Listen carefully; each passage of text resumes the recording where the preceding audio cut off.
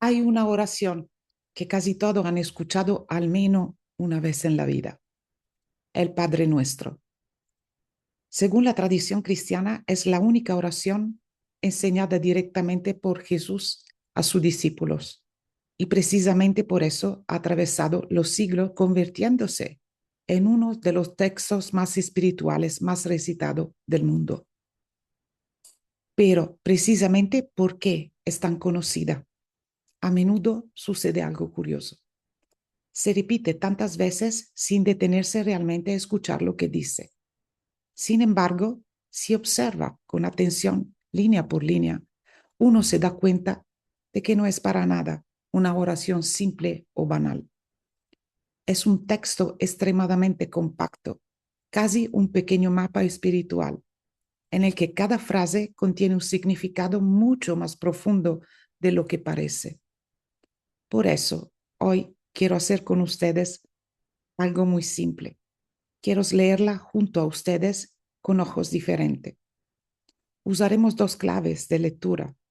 La primera es una lectura más mística y evolutiva, que nos ayuda a comprender el movimiento de la conciencia dentro de estas palabras. La segunda es una lectura más interior, que nos permite ver cómo estas frases hablan en realidad del funcionamiento de nuestra mente, de nuestras estructuras interiores y del modo en que construimos nuestra experiencia de la realidad. Y se darán cuenta de que a medida que avancemos, algunas palabras que siempre hemos escuchado desde niño comenzarán a sonar de manera completamente diferente, como si de repente se abriera un segundo nivel de significado. Entonces, partamos del principio. Padre nuestro que estás en los cielos. La primera palabra que encontramos es Padre. Es una palabra que puede parecer simple, pero en realidad está cargada de significado simbólico. No indica simplemente una figura paterna en el sentido humano del término. En la tradición espiritual, el Padre representa la fuente de la existencia, el principio del cual todo nace. Es el punto originario de la conciencia. Y ya aquí sucede algo muy importante. La oración no dice Padre mío, sino Padre nuestro. Esto desplaza inmediatamente la perspectiva. No estamos hablando de una relación individual y privada con lo divino, sino del reconocimiento de que todos los seres participan del mismo origen. Es una afirmación de unidad. Cuando decimos Padre nuestro, estamos reconociendo que el ser humano no está aislado, no está separado de los otros y no está separado de la fuente de la vida. Luego la frase continúa, que estás en los cielos. Aquí hay que tener mucho cuidado porque esta expresión ha sido a menudo interpretada de manera demasiado literal. No se trata de un lugar físico. En la tradición mística, el cielo indica una dimensión de la conciencia, un estado del ser. Yogananda, por ejemplo, explicaba que los cielos no son un lugar lejano en el espacio, sino los niveles más altos de la conciencia espiritual, aquellos en los que la conciencia ya no está identificada con el ego, sino con la realidad divina. En este sentido, la frase puede leerse así. La fuente de la vida no pertenece a la dimensión limitada del ego, sino a la dimensión más amplia de la conciencia. Es como si la oración, desde la primera frase, nos invitara a hacer un movimiento interior, a elevar nuestra atención del plano puramente personal y a reconocer una realidad más vasta que sostiene toda la vida. En otras palabras, la primera frase del Padre Nuestro todavía no es una petición, es un acto de reconocimiento, el reconocimiento del origen. Y cada camino espiritual, en el fondo, comienza precisamente desde aquí, de recordar de dónde venimos. Santificado sea tu nombre. La segunda frase del Padre Nuestro es breve, pero en realidad contiene uno de los conceptos más profundos de toda la tradición espiritual. Santificado sea tu nombre. En la mentalidad moderna, el nombre es simplemente una etiqueta. Sirve para distinguir una cosa de otra. Pero en el mundo antiguo, sobre todo en la tradición hebrea, el nombre no era una simple palabra. El nombre indicaba la esencia misma de lo que era nombrado. Por este motivo, en la tradición bíblica, el nombre de Dios no se pronunciaba. El famoso tetragramatón no se leía a voz alta, no porque estuviera prohibido por razones rituales, sino porque el nombre divino no era considerado una palabra, era considerado una realidad viviente. Cuando, por lo tanto, la oración dice, santificado sea tu nombre, no está diciendo simplemente que el nombre de Dios sea respetado, está diciendo algo mucho más profundo. Está diciendo que la conciencia humana pueda reconocer la dimensión sagrada de la realidad. La palabra santificar, de hecho, no significa hacer algo santo, porque lo que es divino ya lo es. Significa reconocerlo como tal. Es un movimiento de la conciencia. Es como si esta frase dijera que yo pueda reconocer la presencia de lo divino dentro de la vida, dentro de la realidad, dentro de la existencia misma. Yogananda, leyendo el Padre Nuestro en clave interior, explicaba que esta frase representa un pasaje fundamental del camino espiritual. El momento en que la conciencia deja de percibir la realidad como puramente material y comienza a reconocer que todo está permeado de presencia divina. En otras palabras, santificar el nombre significa despertar dentro de sí la percepción de lo sagrado. Y es interesante observar que este pasaje viene antes de cualquier petición. La oración no comienza pidiendo algo, comienza reconociendo algo, reconociendo que la realidad tiene una dimensión más profunda de la que normalmente vemos. En algunas lecturas más simbólicas e iniciáticas, este pasaje se interpreta también como el momento en el que la conciencia humana reconoce la fuente de la cual proviene. Es el momento en el que el ser humano deja de percibirse como separado y recuerda pertenecer a algo más grande. Por este motivo, el Padre Nuestro inicia con 3 movimientos orientados hacia arriba: el nombre, el reino, la voluntad. Solo después de esta realineación de la conciencia, la oración descenderá a la dimensión de la vida humana.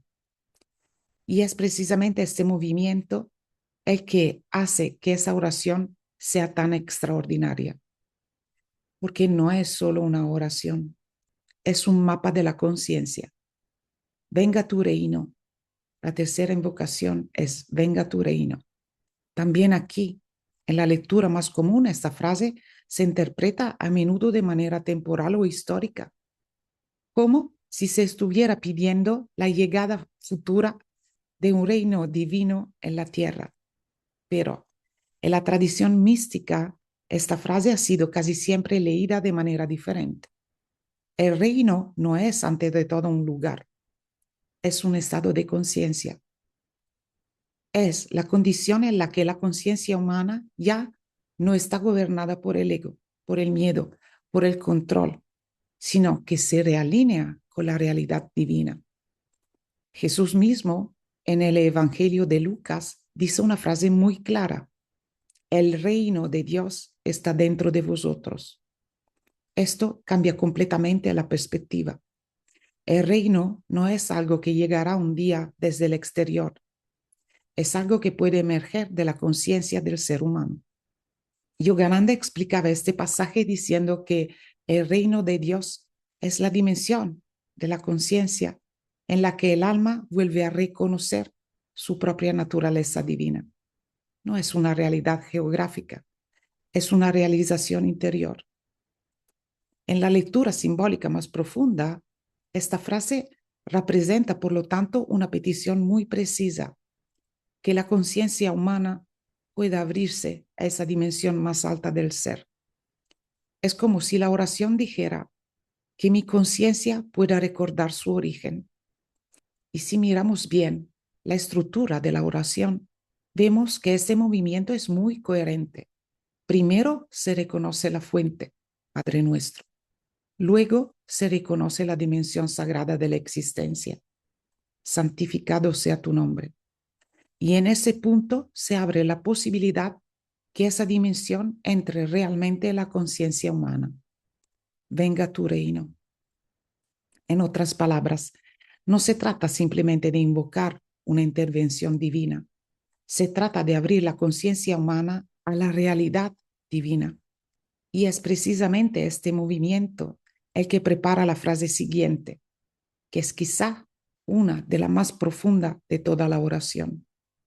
Porque la frase siguiente ya no habla solo de reino, habla de voluntad y de la relación entre la voluntad divina y la vida concreta del ser humano. Hágase tu voluntad, como en el cielo, así en la tierra. Esta es una de las frases más profundas de toda la oración. Hágase tu voluntad, como en el cielo, así en la tierra. A menudo se interpreta como un acto de sumisión, como si el ser humano debería simplemente plegarse a la voluntad de Dios. Pero en la lectura mística el significado es mucho más sutil.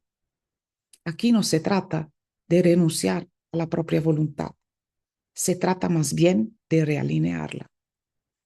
La voluntad divina en la tradición espiritual no es un comando externo que se impone al hombre, es el principio de armonía que sostiene la realidad. Es el movimiento natural de la vida cuando no está obstaculizando por el miedo, por el ego, por la separación. Cuando la oración dice, hágase tu voluntad, no está pidiendo que el ser humano sea anulado, está pidiendo que la conciencia humana pueda entrar en sintonía con el orden profundo de la vida.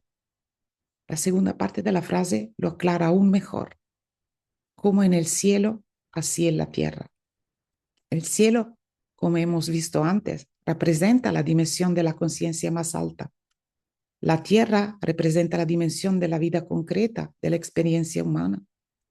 Esta frase, por lo tanto, establece un puente. Es como si dijera que lo que es verdadero en la dimensión más alta de la conciencia pueda manifestarse también en la vida concreta. Que la armonía que existe en el plano espiritual pueda hacerse real también en la dimensión humana. En muchas tradiciones iniciáticas ese pasaje se ve como el momento en que la conciencia deja de vivir en la separación. Ya no hay una realidad espiritual de un lado y una realidad material del otro. Hay una única realidad. Y el ser humano está llamado a convertirse en el punto en el que cielo y tierra se encuentran. Es interesante también observar que hasta este momento la oración todavía no ha pedido nada para la vida cotidiana. Primero ha realineado la conciencia al Padre, al nombre, al reino, a la voluntad. Solo después de esta realineación, la oración comenzará a hablar de la vida concreta. Y es aquí donde llegamos a la frase central de la oración. Una frase que ha sido traducida de muchas maneras diferentes y que, según algunas interpretaciones, esconde uno de los pasajes más sorprendentes de todo el Padre Nuestro.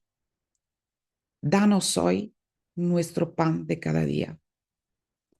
Esta es probablemente la frase más famosa del Padre Nuestro. Danos hoy nuestro pan de cada día. Leída así, parece una petición muy simple. El plan como alimento, como lo que sirve para vivir cada día. Y ciertamente es también eso. El pan es el símbolo universal del alimento, de lo que sostiene la vida. Pero cuando se va a mirar el texto original de los evangelios, emerge un detalle muy curioso. La palabra traducida como de cada día no es una palabra común. En el texto griego aparece una palabra rarísima, epiousion. Es una palabra tan particular que no aparece casi en ningún otro texto griego de la época. Por este motivo, los estudiosos en los siglos han dado diferentes interpretaciones.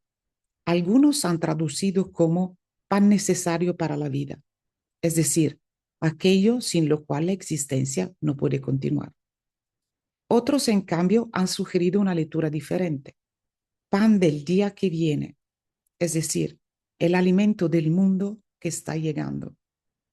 En la tradición mística cristiana, esta frase ha sido a menudo leída también como referencia al alimento espiritual, a la sustancia que alimenta la conciencia y no solo el cuerpo. Yogananda, por ejemplo, interpreta este pasaje como la petición de que la conciencia humana pueda recibir el alimento espiritual necesario para continuar su camino hacia lo divino. Pero existe también una lectura aún más radical.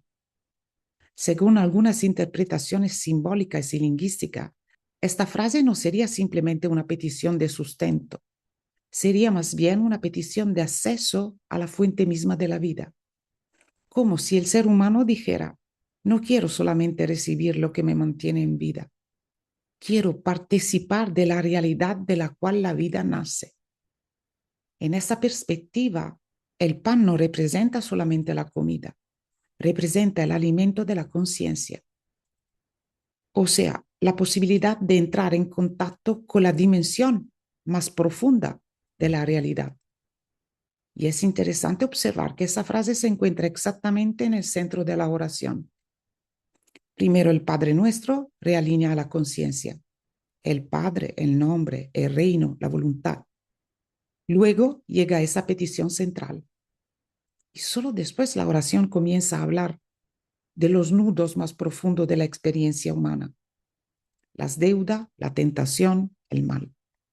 Como si dijera: primero reconoce la fuente, luego recibe el alimento necesario y solo entonces puedes afrontar y desatar los nudos de la vida humana. Y es precisamente en la frase siguiente donde este discurso se vuelve aún más interesante, porque el Padre Nuestro introduce un concepto muy preciso, el de las deudas. Perdona nuestras deudas, como también nosotros perdonamos nuestros deudores.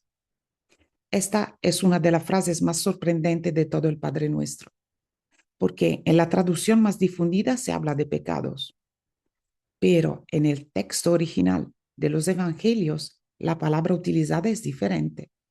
La palabra es deudas. Este detalle cambia mucho el significado de la frase. La deuda, de hecho, no es simplemente una culpa moral, es un vínculo. Es algo que permanece abierto entre dos personas. Cuando existe una deuda, existe también una relación inconclusa. Alguien debe algo a alguien.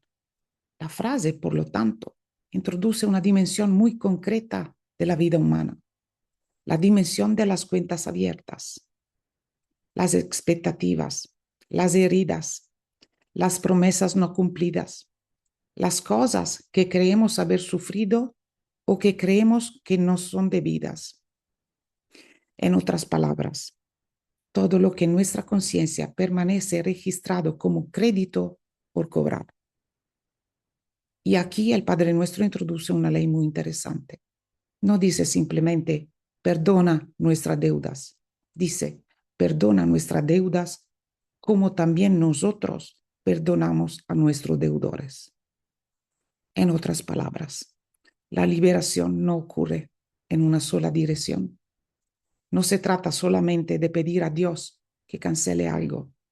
La oración establece una correspondencia, como si dijera: la libertad que pedimos para nosotros pasa también a través de la libertad que estamos dispuestos a conceder a los otros. En la lectura interior, este pasaje se vuelve aún más interesante, porque las deudas no son solamente externas, son también interiores. Son las expectativas que llevamos dentro de nosotros, las cosas que pensamos que la vida debería habernos dado, las cosas que pensamos que los otros deberían haber hecho por nosotros. Mientras esas cuentas permanezcan abiertas, una parte de nuestra conciencia permanece ligada al pasado. Y en ese sentido, la liberación no es tanto un acto moral, es un acto de liberación de la conciencia. Cuando dejamos de mantener abiertas esas cuentas, algo dentro de nosotros se alivia. No porque lo que sucedió se vuelva justo, sino porque la conciencia ya no permanece prisionera de esa contabilidad. Y en ese punto la oración entra aún más en profundidad en la experiencia humana, porque introduce otro tema fundamental, la tentación. No nos deje caer en la tentación. Esta es una de las frases que en el curso de los siglos ha creado más discusiones, porque leída literalmente parece casi decir que Dios puede inducir al ser humano a la tentación. Y es precisamente por este motivo que en los últimos años también la traducción litúrgica ha sido modificada en algunas lenguas, pasando de no nos dejes caer en la tentación a expresiones como no nos abandones a la tentación. Pero si leemos esta frase en la perspectiva más profunda del Padre Nuestro, el significado se vuelve mucho más claro. La tentación no es simplemente un pecado moral, es sobre todo la pérdida del centro. En este momento en que la conciencia se aleja de su propio origen y vuelve a identificarse completamente con el ego, con el miedo, con el control, con el conflicto, con la separación. En el momento en que olvidamos quién somos. En esta perspectiva, la petición no es tanto evita que yo haga algo equivocado. Es más bien una petición mucho más profunda, que la conciencia no pierda el contacto con su origen, que no se deja arrastrar completamente por las dinámicas del miedo, del ego, de la separación. En otras palabras, esta frase es casi una oración para permanecer lúcidos, para no perder el contacto con la dimensión más profunda de nuestra conciencia. Muchos intérpretes espirituales han leído esta frase también como el momento en el que el ser humano reconoce su propia fragilidad, no en el sentido de debilidad moral, sino en el sentido de que la conciencia humana, cuando se identifica completamente con la dimensión del ego, puede fácilmente perder la dirección. Y es por esto que la frase final del Padre Nuestro ya no habla de tentación, habla de algo aún más radical, más líbranos del mal. La oración se cierra con esa petición muy simple, pero también aquí el significado puede leerse en diversos niveles. En la lectura más común, el mal se interpreta como el mal moral, el pecado, lo que aleja al ser humano de Dios. Pero en la tradición espiritual más profunda, el mal ha sido a menudo interpretado de manera diferente, no tanto como una fuerza opuesta a Dios, sino como una ignorancia de nuestra verdadera naturaleza, ignorancia de nuestro origen, ignorancia de la realidad profunda de la vida. En esta perspectiva, el mal no es simplemente algo que combatir, es algo que trascender a través de la conciencia. Liberarse del mal significa, por lo tanto, despertar, recordar quiénes somos realmente, recordar nuestro origen y volver a vivir desde esta conciencia. Entonces, ahora que hemos visto, que hemos atravesado esta oración frase por frase, podemos quizá darnos cuenta de algo que normalmente no se nota. El Padre Nuestro no está construido de manera casual. Tiene una estructura extremadamente precisa, casi arquitectónica. Es como si hubiera sido construido como un pequeño templo de palabras. La primera mitad de la oración, la primera parte, está completamente orientada hacia lo divino. Santificado sea tu nombre, venga tu reino, hágase tu voluntad. Aquí la conciencia es llevada fuera del ego. Antes de pedir cualquier cosa, la oración invita a realinearse con un principio más grande. Luego llega la frase que está extremadamente en el medio de la oración. Danos hoy nuestro pan de cada día. Esta frase es el punto de pasaje. Es el momento en lo que pertenece al cielo se convierte en alimento para la vida concreta. Como si la oración dijera, primero reconoce el principio, luego recibe la energía que te permite vivir, y después la segunda mitad de la oración. Solo después de ese pasaje se entra en la dimensión más humana, las deudas, la tentación, el mal, es decir, todos los nudos de la estructura humana, como si el texto dijera, solo cuando estás realineado con la fuente puedes comenzar a desatar los vínculos que mantienes prisonera tu conciencia. Y no es todo. Si observamos también la estructura, vemos que la oración está construida de manera especular. Primera mitad, relación con Dios. Segunda mitad, liberación del hombre. Es un movimiento que va del cielo a la tierra y luego de la tierra a la liberación. También el número de invocaciones no es casual. El Padre Nuestro está construido sobre 7 peticiones principales. Santificado sea tu nombre, venga tu reino, hágase tu voluntad. Danos hoy nuestro pan de cada día. Perdona nuestras deudas. No nos dejes caer en la tentación. Líbranos del mal. El número 7 en la tradición espiritual es el número de la completitud. Lo encontramos en toda parte. Los días de la creación, los dones del espíritu, los niveles de la escala espiritual en muchas tradiciones. Como si esta oración encerrara un ciclo completo de transformación. Si miramos todo en conjunto, el Padre Nuestro parece describir un camino. Primero, reconocer el principio, luego, recibir el alimento, luego, desatar los vínculos de la conciencia, hasta la liberación del mal, es decir, de la ignorancia y de la separación. Y es quizás por eso que esta oración ha atravesado siglos, porque no es solo una fórmula religiosa, es un mapa extremadamente sintético del camino de la conciencia humana. Os dejo esa lectura con la más profunda humildad y esperando haber estado, aunque solo un mínimo, a la altura de estas inmensas palabras.